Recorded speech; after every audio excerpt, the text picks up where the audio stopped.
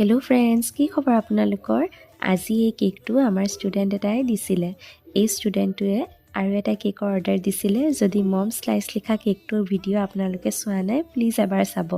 এই কেকটো ষ্টুডেণ্টটোৰ বায়েকে অৰ্ডাৰ দিছিলে তেওঁৰ হাজবেণ্ডৰ বাবে। ইয়াৰ ফ্লেভাৰ দিছিলে ভেনিলা আৰু হাফ কেজিত বনাব কৈছিলে। আৰু এই কেকটোত তেওঁলোকে এগ দি বনাব কৈছিলে।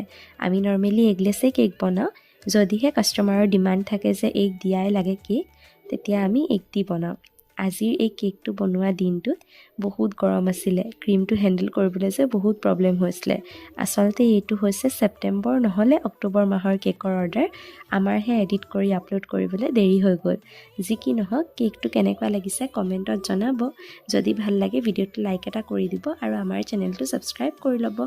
ভিডিঅ'টো চোৱাৰ বাবে বহুত বহুত থেংক ইউ। টাটা।